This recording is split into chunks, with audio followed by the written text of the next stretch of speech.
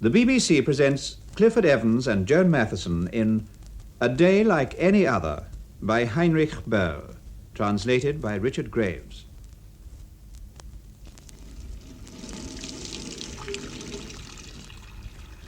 Often, when I go to the tap to fill my pail, I see, without really looking at it, my reflection in the mirror. My hair is still thick, and the sprinkling of grey hairs on my temples, which give a silver sheen to my blondness, are a witness to my grief for the loss of my little son, for whom my father confessor tells me I ought to pray. But my gaze, passing my own thin-faced image, plunges into the background of the looking-glass, an unending, dark, milky surface on which appear the forms of those who have determined my life, parents and friends, generations of ancestors whom I only know from vague stories.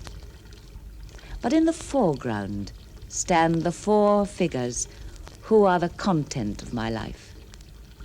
Paul, my husband, who is also growing grey at the temples, and the children, whose growth frightens me because I know without owning it to myself that each year which is added to their lives means a year taken from mine.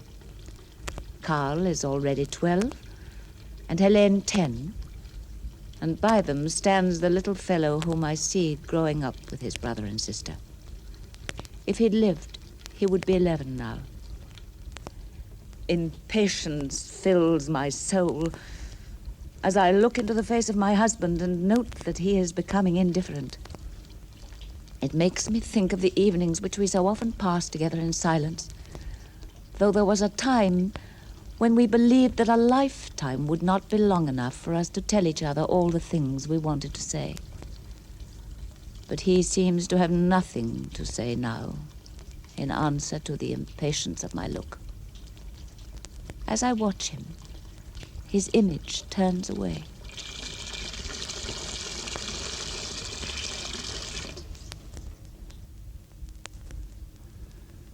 I lead a monotonously regular life. Every morning I leave the house at 7:45 so as to catch the tram at 10:02. Punctually at 8:15, I get out at the corner of Gerstenstrasse, walk to the office, greet my colleagues, and start work. At 5:15, I leave the office, and I'm at home before 6, where I find my wife waiting for me with tea. Then I read the paper and listen to the radio. At 7:30, my wife sends the children to bed. I hear them saying their prayers together, and then Maria calls me in to kiss them good night. After that, I am alone with my wife. And then, I don't know why, when we're alone, I look around for some excuse for going out, though this is just the time when we could talk to one another.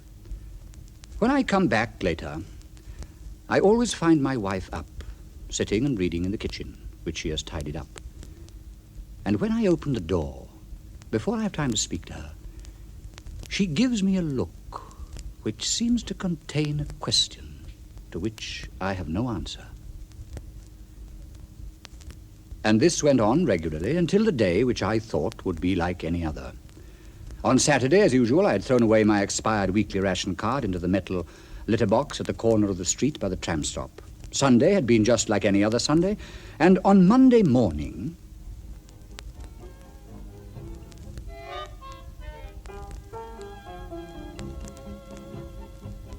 the children have gone early today. Yes, they had early communion for the school. Helen, too? Yes, both of them. Today I'm giving you liver sausage sandwich and... Look, if you want to warm it up, there's some of yesterday's joint in it, too. Thanks a lot. Have you put tea or coffee in the thermos? Coffee today, with milk. 7:42 exactly by the gong. 7:42. Now, before you go and catch that tram to work, maybe you will have time to listen to our very popular number. Well, I've got to go. Do eat up your roll and finish your coffee. No, thanks. I haven't the time. I must really go now. Don't forget the newspaper, and here are your sandwiches. Thanks. Goodbye. Goodbye. Coming home at the usual time? Yes, as usual. Maria. What is it? Oh, nothing. So long. So long.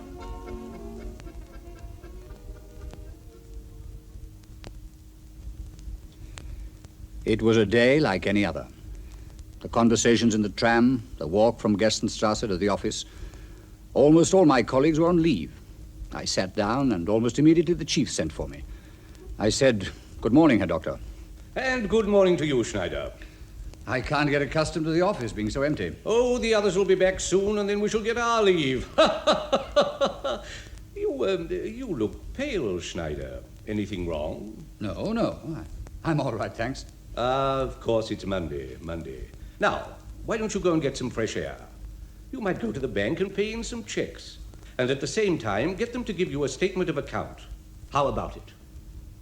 As a matter of fact, I was delighted to go. So, I took my overcoat and my hat, fished a few cigarettes out of the drawer in my office, and counted the money in my purse. I still had 3 marks 20, and made up my mind to treat myself to a coffee.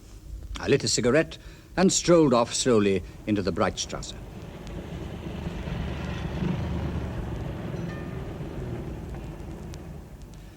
I stood for a while in front of Bonberg's window and looked at the summer dresses and the faces of the wax figures. I counted the checks in the pocket of my coat and made sure that the envelope with the cash in it was still there. Then my glance fell suddenly on the passage running between Bonberg's shop windows, and I saw a woman whose appearance aroused my excitement. The woman was no longer young, but she seemed beautiful to me. I saw her legs, her green skirt, her brown jacket, and observed the slight shabbiness of her clothes. But more than all, I noticed her gentle and very sad profile. And for a moment, my heart stopped beating. I saw her through 2 plate glass windows. She was looking at the display of garments, but then she began to think of something else. I felt my heart begin to beat as I looked at this woman's profile. She seemed to be a stranger, and yet a certain doubt overcame me. Then she went on, and as I followed her slowly, seeing her now directly and not through the glass, I knew that it was my wife. Yes, it was Maria. As I followed her along the street, she appeared at once strange and very familiar, and my heart started beating violently when she vanished suddenly into a shop. I stopped by a barrow full of vegetables, watching the entrance to the shop, and a lot of things came into my mind which I hadn't thought of for ages. Lovely big cabbage, the best for sauerkraut, 3 kilos for a mark. Near the entrance to the shop, there hung the figure of a Javanese in papier-mâché, holding a cup of coffee in front of his gleaming teeth. I stared at the grinning face of the Javanese and remembered how I had first got to know Maria. Lovely big cabbage, 3 kilos for a mark.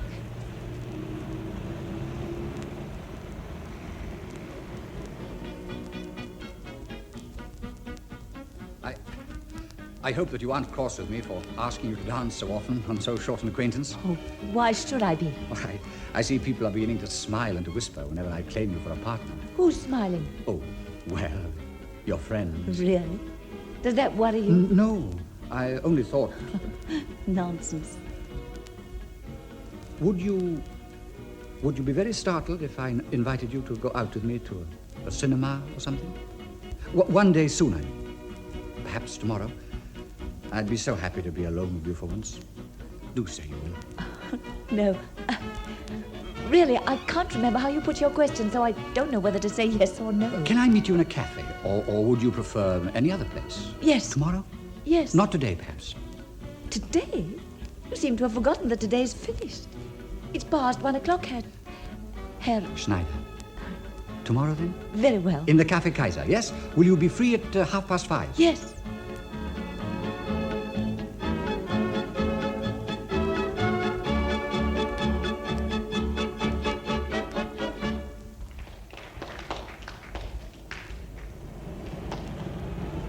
Lovely cabbage, lovely cabbage, there, lovely, firm cabbage.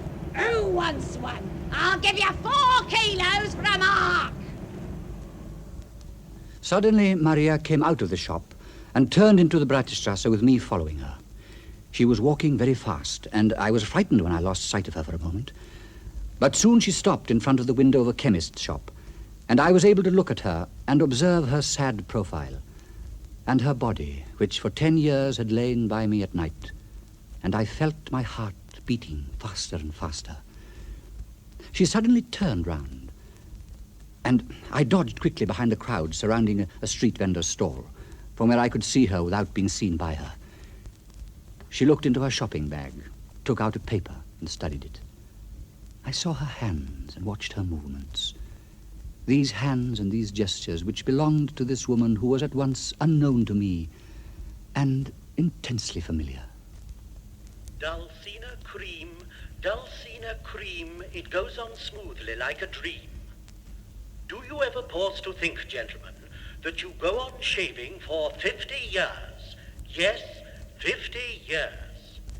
If you pause to think about it, gentlemen, you will soon discover that Dulcina cream is the answer to skin wear and tear.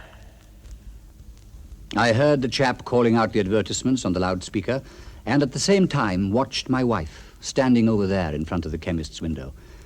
And I thought of the day when our first child, Carl, was born. I assure you there's nothing to worry about. You need not be alarmed, Herr Schneider. Herr Schneider, really, you needn't. The child's position is quite normal. But I heard her scream. Oh, but Herr Schneider, every woman does that when she has a child. But couldn't one... mightn't I... No, I'm afraid not. Please, sister, do let me.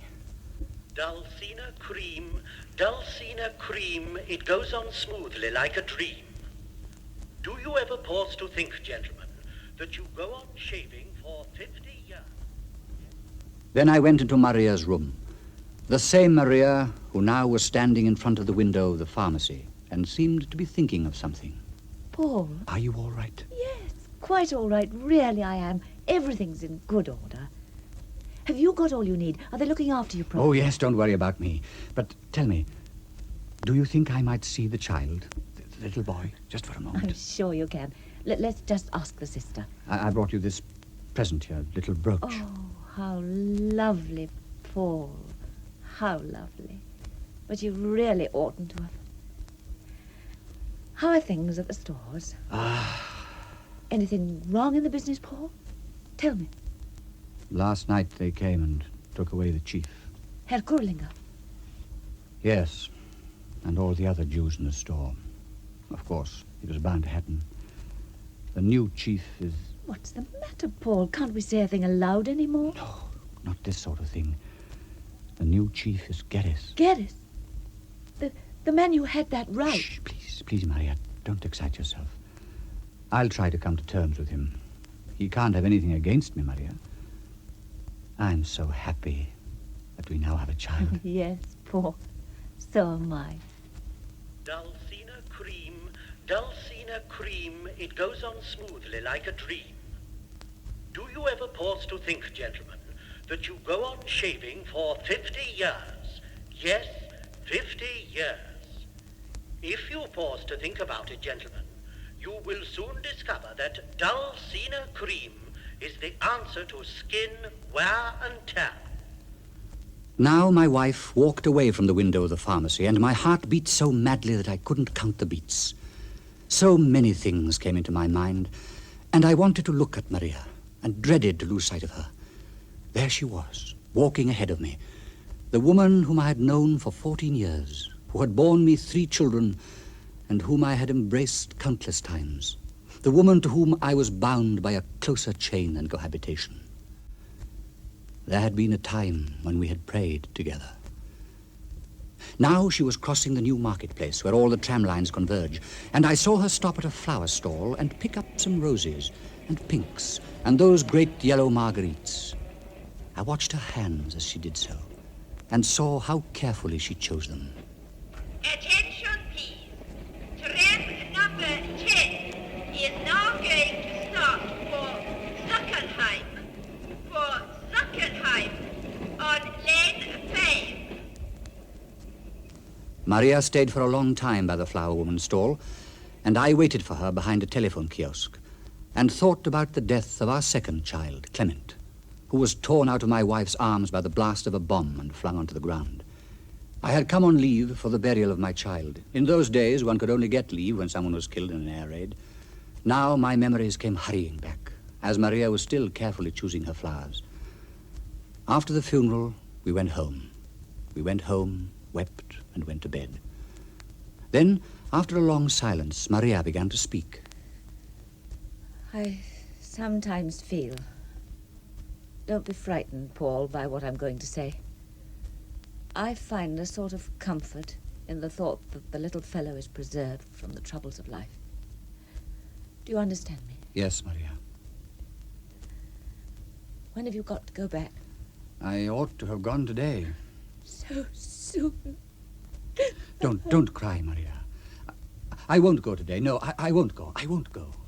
Attention, please. Attention. A special train will leave shortly for the furniture exhibition on Lane 3. A special train. By now, she had already bought the big yellow marguerites, a large bunch with some white ones, too. She always says, I buy the flowers that grow in the fields for little Clement, who has never played there. Now she moved on, but slowly, very slowly, after walking so fast just now, and I knew what she was thinking about. So we walked along, one behind the other, hardly 30 paces apart, both thinking of the same thing. And I hadn't the courage to catch her up and to talk to her, though she was Maria, my wife, the one in all the world who is nearest to me. Suddenly, all seemed hushed as we reached the Church of the Immaculate Conception, and I was startled to see Maria vanish behind the leather door. I didn't know, hadn't thought that she would go into a church in the middle of a working day. It was only then that I noticed that the cigarette I had lit in front of Bonbag's window was still burning in my hand. I threw it away, and then, pushing the leather door open, looked cautiously into the church. I saw that Maria was kneeling quite near to the door. So I went back out of the church and seated myself on a bench behind a snack bar from where I could see who went in and out of the church. A red tramcar was swinging round the church, bits of paper were being blown out of a bomb crater into the street, and from the loudspeaker the voice was still intoning advertisements. Don't despair when a hangover's there. Use your brains and stop the pains with Dolovin. Don't despair when a hangover's there.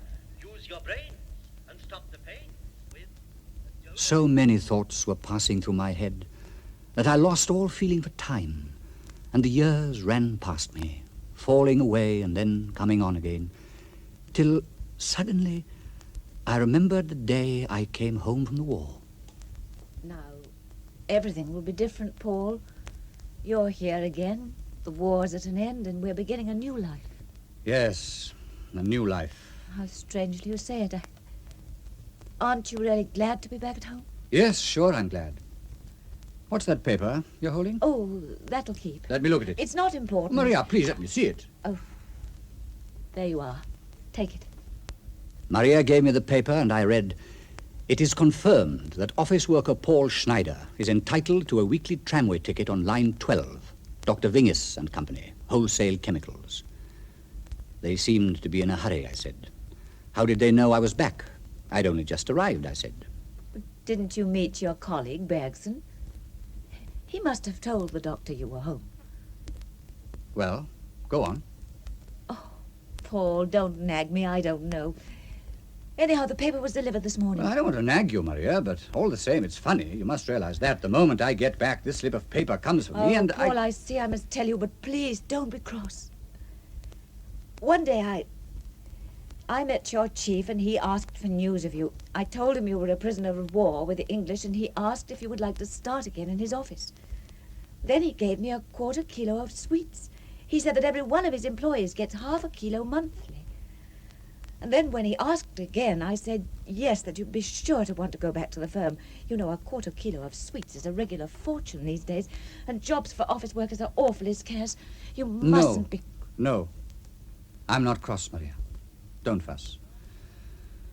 So, I've got to start work again in an office. You might get me a weekly tram ticket when you next go shopping. What can I do for you? A weekly season ticket, please. What can I do for you? A weekly season ticket. Yes, Herr Schneider? A weekly season ticket. And for you, Herr Schneider? A weekly season ticket. What is it you want, Herr Schneider? A weekly season ticket. A weekly season ticket. A weekly season ticket. A weekly season ticket. A weekly season ticket. Since then, I seem to have bought an infinite number of weekly season tickets and thrown each of them at the end of the week into the metal wastepaper basket. But now I was sitting there on a bench, waiting for my wife, who was still inside the church. I don't know if I should have gone in to join her, but I shall never forget the entrance to the church, skirted with dark grey stones, and the church door faced with black leather. The door opened, and Maria came slowly out of the grey twilight of the church. For the first time today, I saw her from the front, and I thought I noticed a smile on her face. She had laid the white and yellow long-stemmed flowers over the top of her shopping bag, and they swayed gently to the rhythm of her steps. She began to walk faster, passing the new marketplace on her left, and by now she seemed to me a stranger, someone quite different from the wife I had remembered. I saw her clearly and never lost sight of her. She stopped once more in front of Bonberg's shop window, and I managed to slip into the passage where I watched her standing on the same spot where she had been standing when I first caught sight of her. I gazed at her gentle, sad profile, and I was aware of the ridiculous contrast between what I was watching with such tender emotions and what I was hearing. Are you looking for a cloak? Go to Bonberg's. A hat? Bonberg's. A coat and skirt? Bonberg's. For quality in cloaks, hats, and suits, Bonberg's are the top. Maria turned round and, crossing the street, went to a lemonade stall. I noticed how she took money out of her purse and put the change back into it. Tiny little gestures, so familiar, which now gave me a heartache to recognize. She poured out her lemonade into a glass and drank. I saw her through 2 glass windows. Something made me think of the conversation we had had on the previous Saturday when I came home. Good thing tomorrow's Sunday. What are we doing tomorrow? Oh, the usual, I suppose. You go with the children to early mass, and then I get up and we all have breakfast together. And in the afternoon? Well, let's see. What we always do, I suppose. Go for a walk in the public garden, take some cakes with us. Maybe I can stand you a coffee. Anyhow, tomorrow night we might go to the cinema, just you and I. Or had you something else in mind? I thought perhaps we might go into the forest, go out by tram. The children are dying to go. They can never forget the time we did go once. No, I couldn't go. But if you want to go, why not go there by yourself, with the children? What, alone? Me alone? But the children are so happy when you're there. You say they're happy when I'm there? Oh, good heavens. Are you looking for a cloak? Go to Bonberg's. A hat? Bonberg's. A coat and skirt? Bonberg's. For quality in cloaks, hats, and suits. Maria slowly pushed her glass across the counter.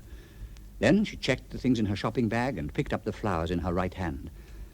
I looked at her again and saw once more a woman who excited me. A strange and at the same time very familiar woman. My wife. She waited for the tram.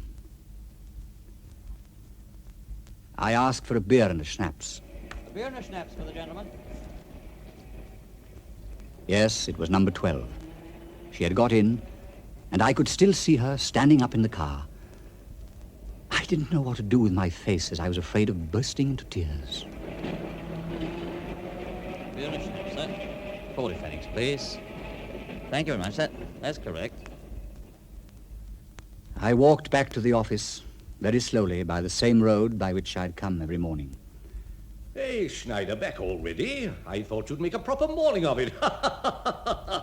But, my dear chap, you're too conscientious. You must have raced to the bank and back to be here in 20 minutes.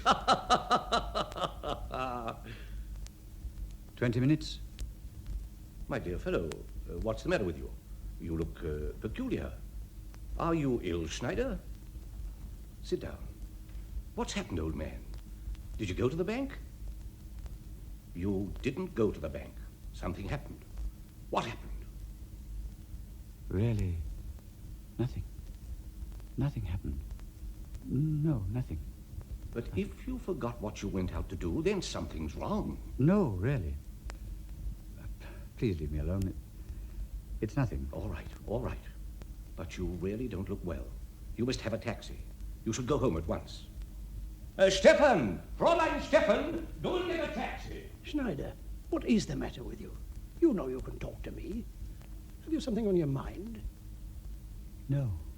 No, really, I haven't. I'm only thinking of something. Then I saw everything once more in my mind's eye. My wife, the papier-mâché Javanese holding up a coffee cup in front of his gleaming teeth. And I heard the voices. But I still saw my wife.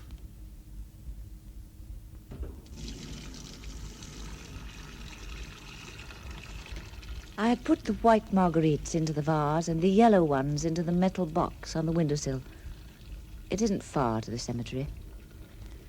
I heard a motor car drive by. Then I put the potatoes in the oven and cleared up the things the children had left lying about. Then I went to the tap to fill my pail. I gazed into the looking-glass, right through to the endless, milky twilight plain, and from that measureless distance there rose up the forms of those who have determined my existence, parents and friends and generations I only knew by hearsay. And in the foreground stood the 4 persons who complete my own life.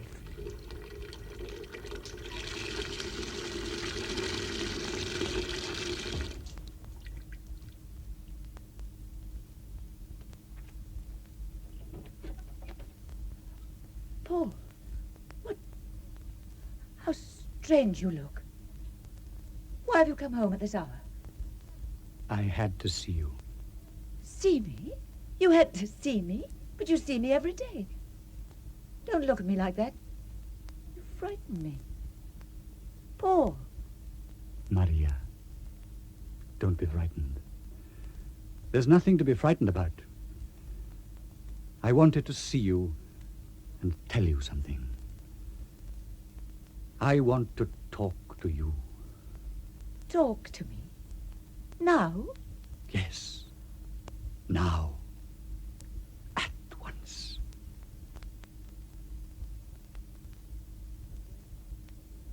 A Day Like Any Other was written by Heinrich Boll and translated from the German by Richard Graves. The part of Herr Schneider was played by Clifford Evans and that of his wife by Joan Matheson. Production by Christopher Sykes for the BBC.